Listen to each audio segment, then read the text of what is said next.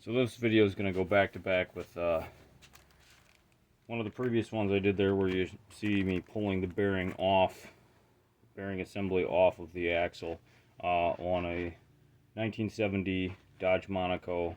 It's an 8 3/4 rear end, Chrysler Corporation, Mopar, whatever you want to verify it as. We're going to replace the entire bearing set. So if you look at the back of the bearing, it has its own number on it.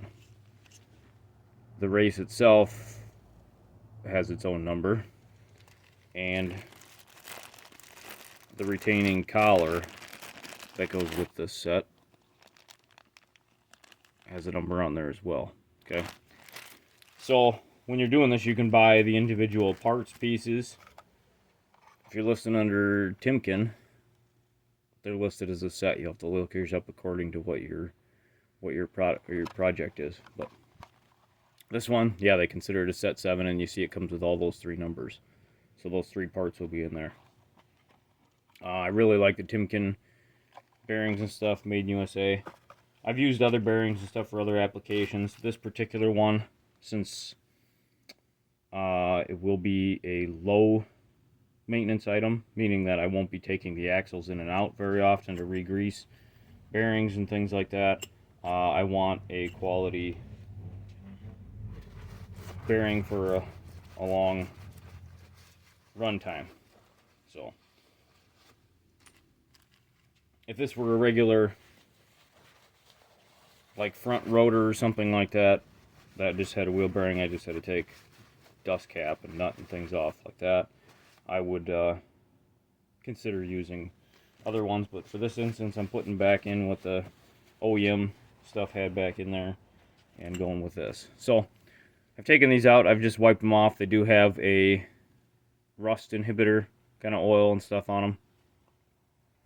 Main reason why I want to wipe that off is I want the wheel bearing grease that I apply to these and pack them with to be on there and not anything in between it. So that other stuff is probably not rated for high speed, high temperature and stuff. It's just a rust inhibitor stuff. So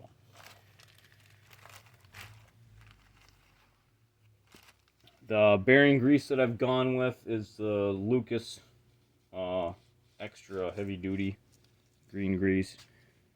Do your own research and figure out what grease you want to use and stuff for it. I've decided to try this one out for this particular application, and we're going to start with packing the bearings. So if I can do this by hand, I can put this in here, cut my hand, put this in, all that stuff, and I can pack that bearing by hand.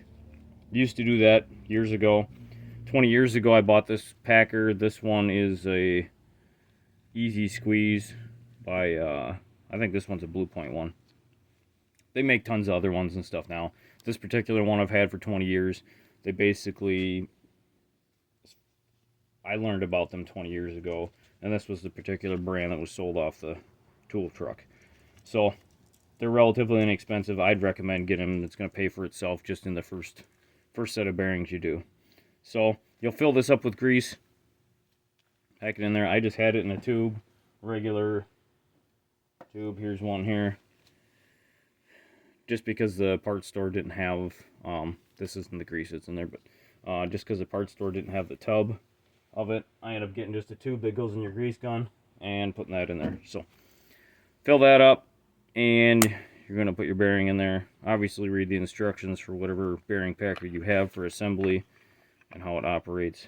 But literally you're going to put that stack and stuff in there, and you're going to compress it. So we'll see if I can get enough force down. Normally I put it on the floor.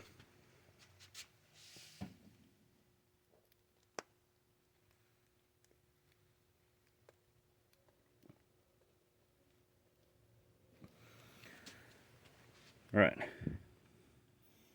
As soon as that grease starts coming up out of the back of the needle bearings there, or the roller bearings, then you're good. You can pull that guy off.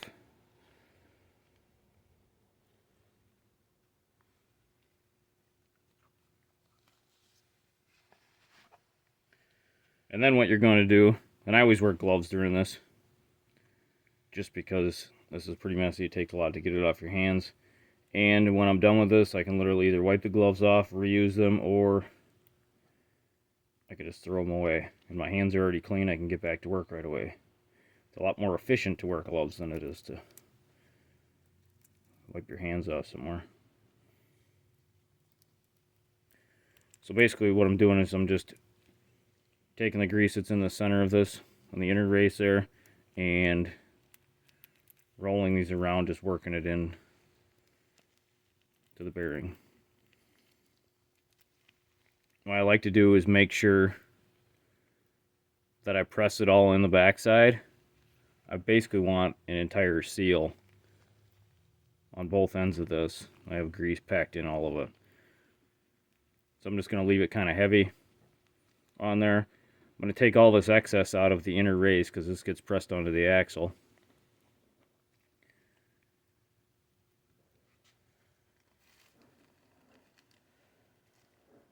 And I'm going to apply it inside of my outer race or my cup.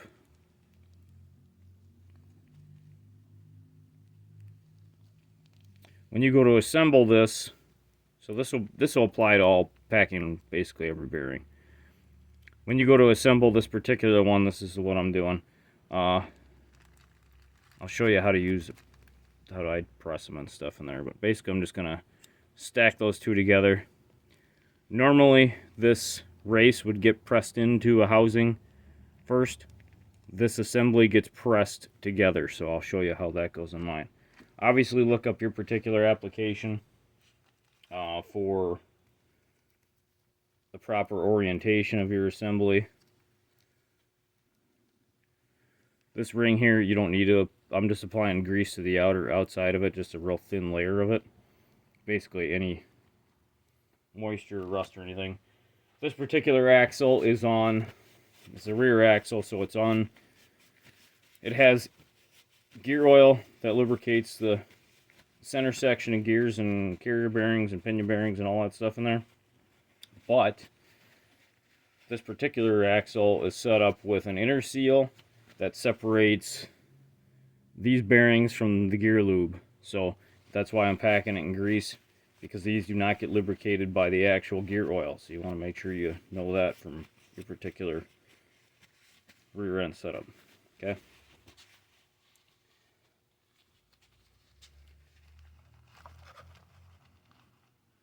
So with this one, this is the outer seal, dust seal, and it keeps the grease in. This particular side has the adjuster for setting your end play and stuff on the axle. I'll show you how to do that when I get to that portion when I assemble these, but make sure these only go on one side. So this particular one runs on the right side, and then the other one just has the seal in it and runs on the left. So normally if I'm putting a seal on, so you want to grease the inside of the seal as well, so that way it doesn't run dry on the shaft and stuff that goes in there.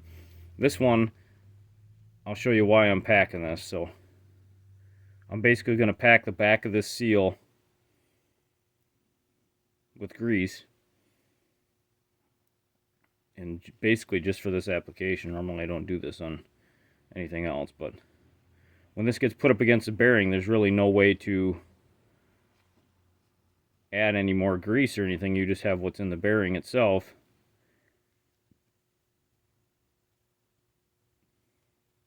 And if that wants to kind of run out or anything like that, if you have grease up against the backside in all kind of the voids of where it's at, obviously you don't want a tight fit, because then you're going to push grease out of the seal. But if you have some back here, it prevents that, it holds that grease into the actual place where you want it to be. So just going to lightly grease that. I'll wipe this and stuff off, and then we'll jump over to the press and I'll show you how I assemble these bearings. So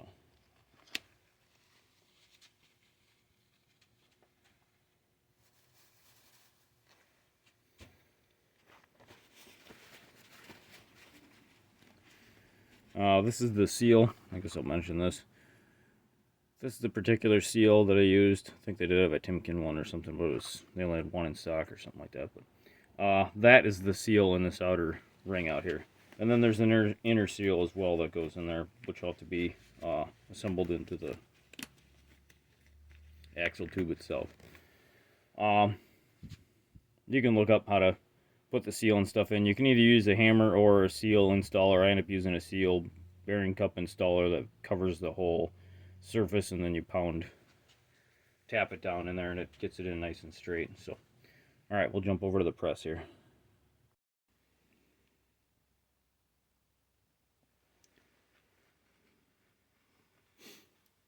All right, so over at the shop press here, I'm going to take and make sure the axle surface is clean. Right up against where the seal goes. You can see where the seal rode on this one. I'm going to take and put a light coat of grease on all of that surface.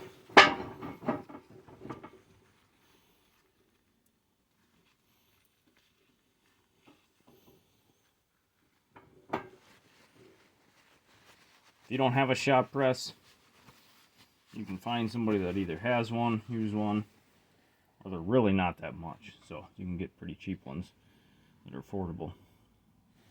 So lubricate the inside of that, make sure that's good. This collar goes towards the outside on this axle. That goes on first. Slide it onto the seal journal. Pops right on like that. Now for this one, I do the collar, the retaining collar, separate from the actual bearing cup, or as they call it, a cup and cone. So notice how this is tapered on here. It matters which way they go on this axle. Okay, so some of them face outward, some of them face inward. This particular one has the cup side facing towards the outer part of the axle. Okay, so the tapered portion is going to point or slope down towards the outside of the axle.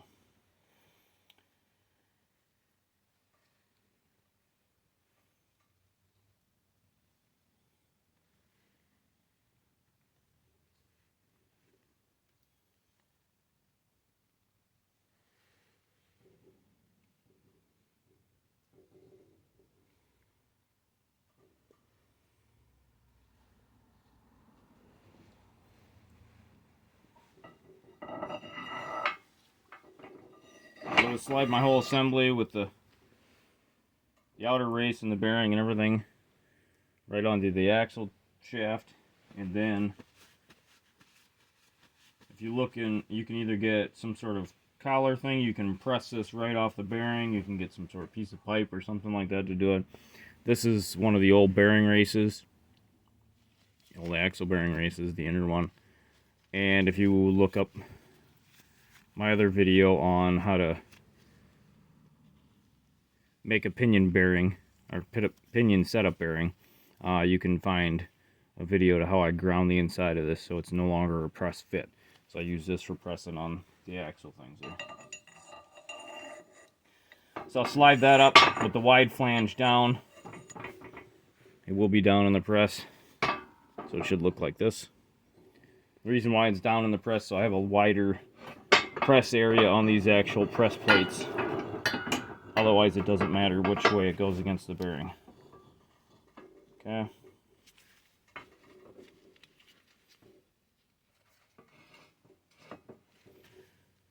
So now I'll just slide this, get it centered underneath of my ram.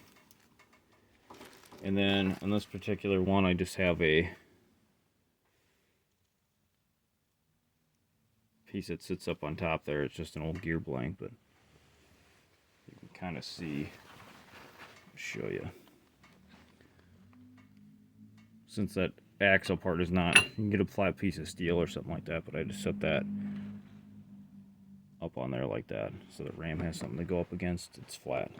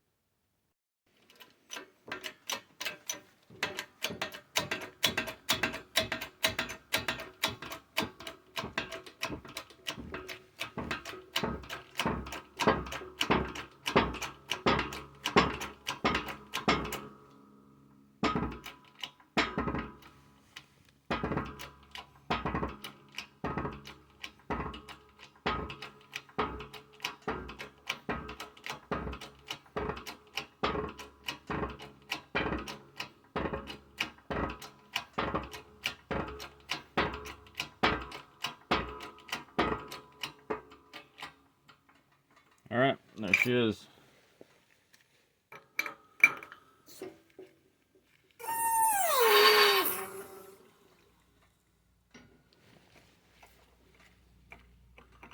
Alright, so now what you're going to do is pull the axle back out of the press.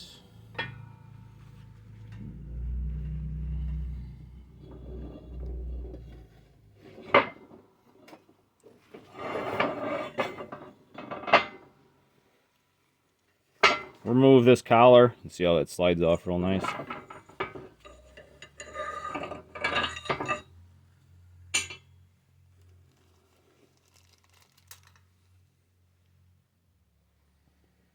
Slide on the retaining collar.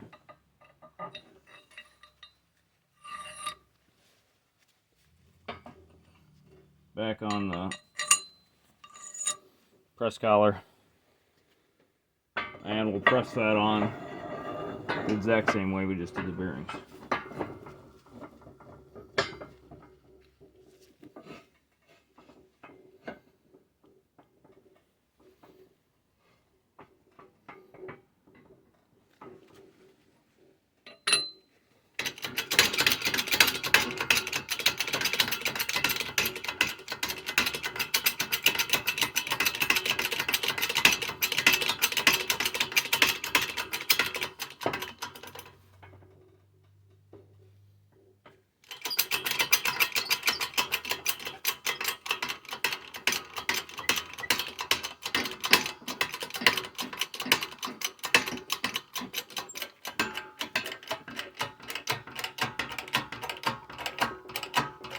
On this collar, you're going to see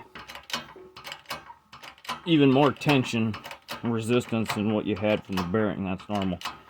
This is the only thing that keeps these, besides the actual press fit of the bearing itself, is the only thing that keeps the actual bearing and stuff from moving. And it actually keeps the axle in the car. So.